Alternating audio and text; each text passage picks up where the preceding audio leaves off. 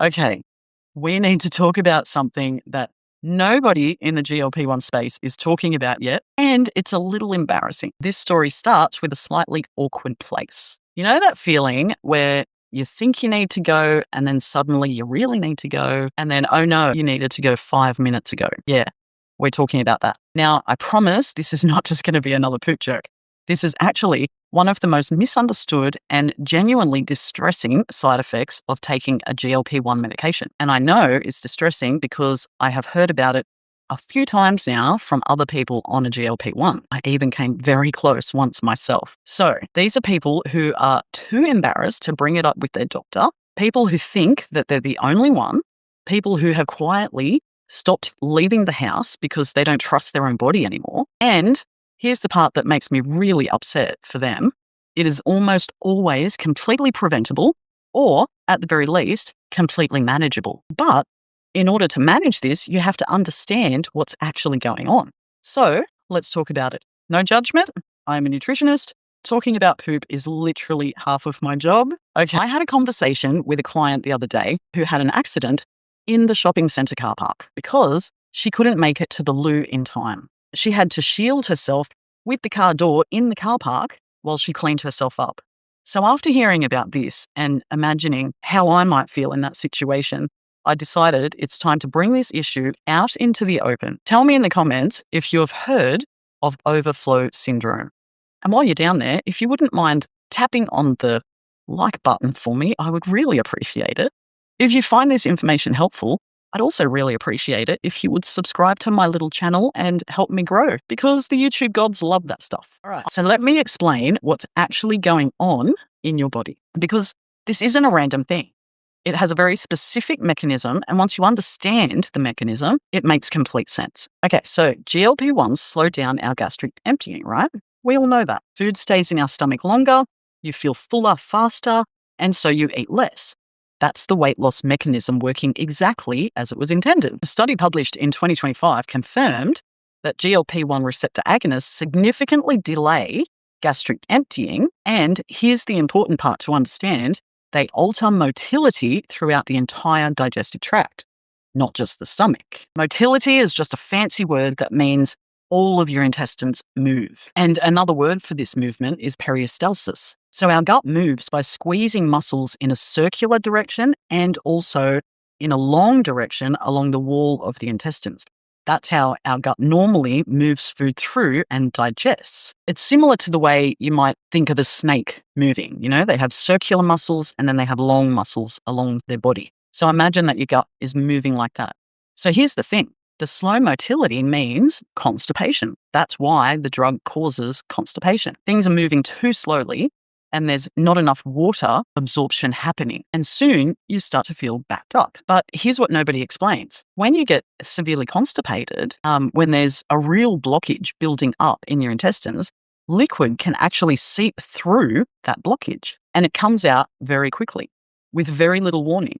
And this is called overflow syndrome. You may think that you're having diarrhea if it happens, but you're actually severely constipated in most cases. The liquid that you're experiencing is bypassing a blockage that has been building up for days on end. Sometimes with some people, it might have been building up longer than that. Right. So a study published in 2023 analysed 4,500 patients on tirzepatide and found that constipation occurred in most participants and the severity was severely underreported and patients dismissed early warning signs. So when you might think a problem is urgency, as in like you need to go to the loo because you've got diarrhea, the actual problem could very well be the opposite, which is constipation. And treating it like diarrhea by restricting food even more or fluids makes the underlying constipation even worse. This is why understanding what's happening is so important, because if you treat it in the wrong way, it can actually make things much worse. And it can actually get quite serious. There's documented cases of GLP-1 users developing severe bowel obstruction from untreated constipation. And I don't want to scare you and I don't want to make it sound worse than it is, but I do think that we need to be aware so that we can avoid this situation for ourselves. So why does this happen to some people and not others? And why does it often get worse over time rather than better? A few things are happening at the same time. First, your appetite is suppressed. You're eating less, So you have less food volume moving through your digestive system. That means less bulk and less mechanical stimulation of your bowel. Your gut actually needs food to make things move. That's what triggers the muscular contractions that make your whole gut move. So when we eat less, we get less movement. Here's a quick tip for you. If you need to get your gut moving, so let's assume you're getting enough fiber and you just need motility, you can actually just chew sugar-free chewing gum because the action of chewing starts that movement process. And quick tip, if you use xylitol gum, you'll actually be able to avoid plaque and dental caries too. Don't let your dogs near it because xylitol is toxic to dogs. Second is fiber intake. So when we're eating less, fiber usually is one of the first things to disappear from our diet. And fiber is what holds water in the stool and gives it the bulk it needs to move through our gut properly. So without fiber, your stool literally becomes hard and dry and difficult to move. The slowing effect of the medication then compounds this problem as well. And the third thing is dehydration. A lot of people on a GLP-1 med forget to drink because it's sort of the same area in our brain that reminds us we need water that also reminds us to eat. And the GLP-1 is affecting that. So we need to be very aware of how much we're drinking. Dehydration hardens up a stool significantly. So it's very important to get enough fluids.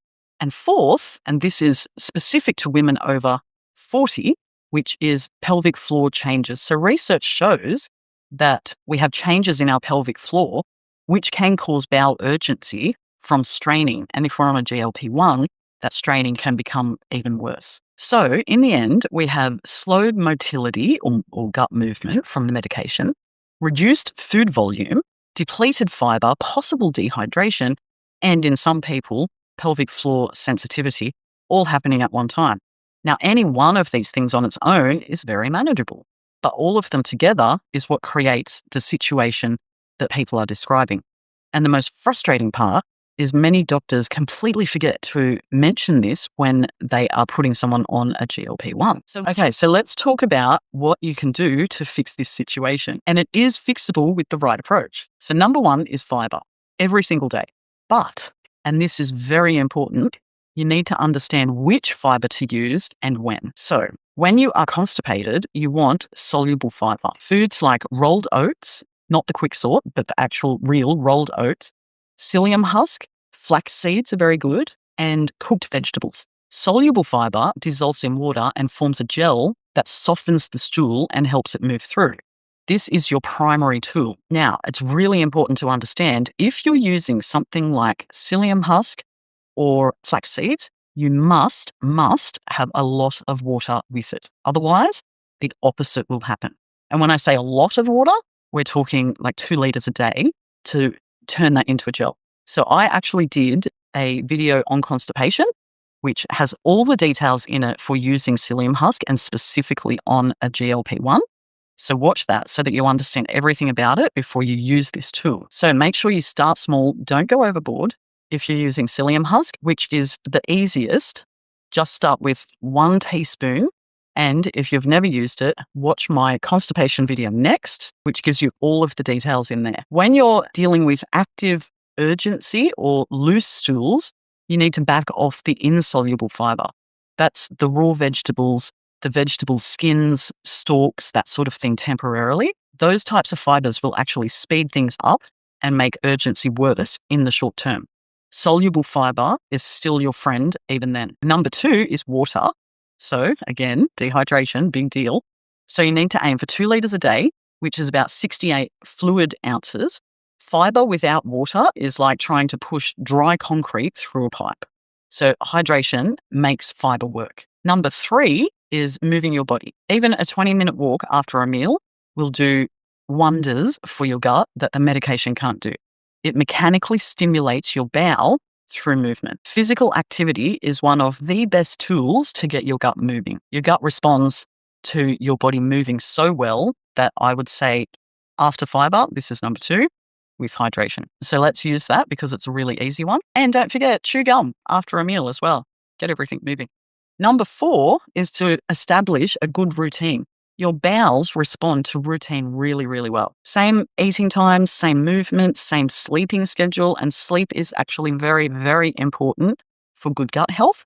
And that's because our gut is most active at nighttime while we sleep. It's actually called the rest and digest nervous system. Number 5 is very important. Don't ignore early warning signs. If you have not had a proper bowel movement in the last couple of days, you need to address it early. Increase your water intake, increase your soluble fiber slowly, don't go overboard, and start going for walks to get things moving. You can also use things like magnesium and vitamin C. Vitamin C and magnesium work because once your body has absorbed all of the magnesium and vitamin C that you need, it will actually start to move through you. And so it does make it easier to go to the loo. That's what we call absorption point. When you hit absorption point, then they will start to give you like a very slight loose bowel thing going on. And the last one, this is really important.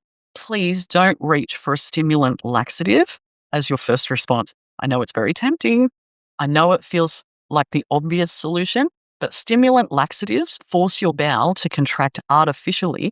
And if used regularly, they can make your bowel dependent and give you a lazy gut. There are specific situations where they might be appropriate, but that's a conversation to have with your pharmacist or your doctor, not something that we reach for at midnight on a random Tuesday night, hoping that our constipation goes away. So most of what I've described is manageable with strategies that we've talked about, but there are more serious signs that need medical attention. If you have severe abdominal pain that doesn't pass, if you can't pass gas at all, or if you have a hard distended abdomen, if you're vomiting or any sign of blood in your stool, these are not normal GLP-1 side effects, and they are potential signs of serious bowel obstruction. The case reports are rare, but still very real, and they happen to people who waited too long because they sort of dismissed it and assumed it was just a normal side effect of the medication. So if you have any of those, please go and see a doctor immediately. Okay, if you're interested in more weight loss support, consider checking out my private membership.